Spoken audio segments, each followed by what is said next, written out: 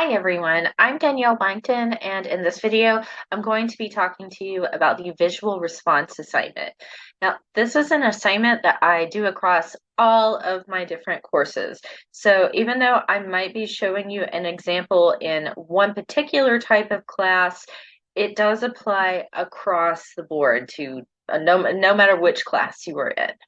So generally speaking, let's look at just the guidelines so you have a rough idea of what you're doing. So I'll give you an explanation of why you're doing this, simply because I understand how atypical that this assignment is. It's not a traditional writing response assignment because it's called a visual response, because you are drawing something and you're writing about why you drew about that thing from the whatever assigned reading you pick to do this assignment on. So you're not graded on the artwork. This is not an art class. This is about finding a different medium besides writing to articulate your thoughts or feelings about a particular scene or character or whatever from whichever of the assigned readings you choose to do this on. So you are drawing it, but then you are writing about it. Now, the guidelines of like how many words it has to be, that is down here in the prompt. The prompt is simply that you are choosing anything that falls between the to whatever was whenever you last had a visual response assignment. So I'm using my Britlit 2 class as an example here in this video. So when I look at this, and no matter whichever other class you are in, your calendar looks similar with the color coding. Visual responses are always in blue. So in this particular class's case, we have a visual response due on September 11th. So that means they can do, and a lot of you have one due on this particular date as well. That means anything above that is fair game to do a visual response on. So let's say they picked something about this poem. Maybe it's a particular line. Maybe it's a particular image that comes to mind that's created by that line, whatever it is. You would draw that. I don't care if it's stick figures or blobs or whatever. You can see the amount of detail put into some of them in the samples. Some people did stick figures. Some people did some colorful things. Some people do it on physical paper and take a picture of it and submit it. And some people do it on like a free art app on their phone. So it's totally up to you how you choose to do it. So anything before that first one assigned, fair game. And then moving on down, the next time this particular course that I'm using as an example, the next time they have one is Monday, October the 2nd. That's when that next one is due. So anything between those two. This goes into a new unit, but they don't have to specifically do something from only that first week in that unit. They are welcome, you in your courses, whichever course you're in, you're welcome to do the same.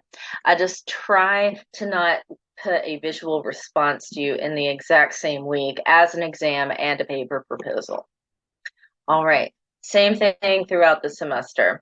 You have another one and there's a 2-week gap. It's usually roughly a 2-week gap, just depending on what's going on the academic calendar.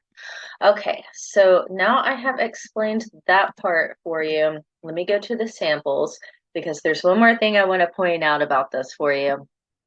When you are submitting it, students tend to do it a few different ways.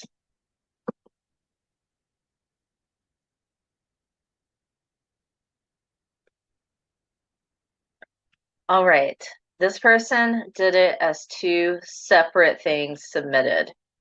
That they have just, their They have their MLA formatted. Make sure you get that part right. That's in the prompt. It tells you exactly how to make it MLA formatting.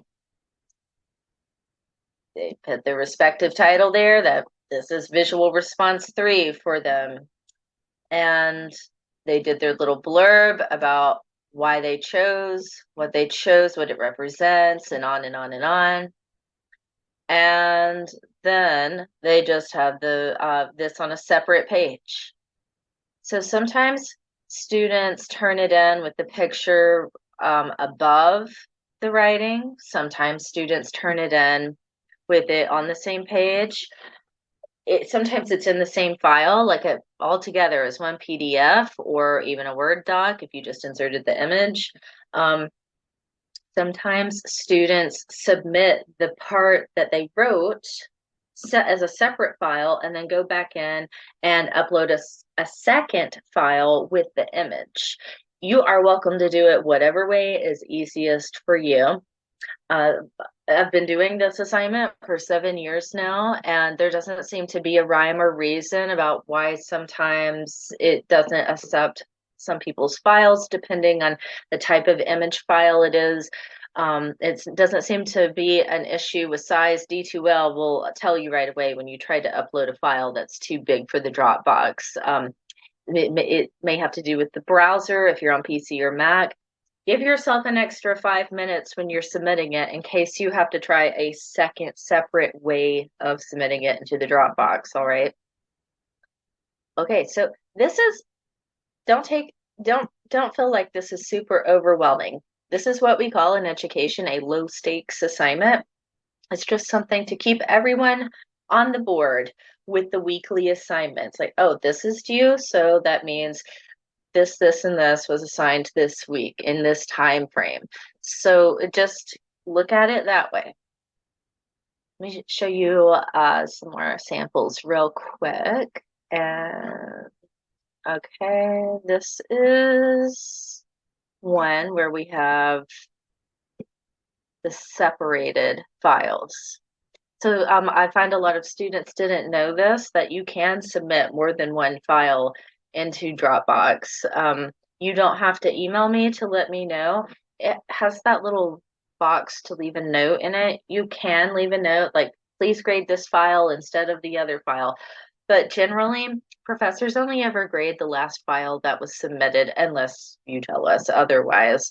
So if you submit the wrong thing the first time, and you only want me to grade the last thing you submitted, I'm only going to grade that last thing you submitted.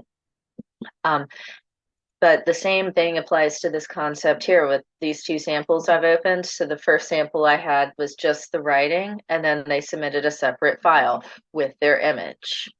So see how simple this is? This person just did stick figures. Some of them are far more elaborate, but it's up to you. You don't have to be embarrassed about your skill set. That's not what this is about.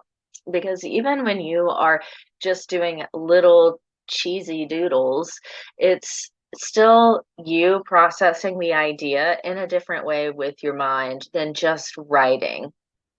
All right, so let me know if you have any questions about this assignment. Thank you.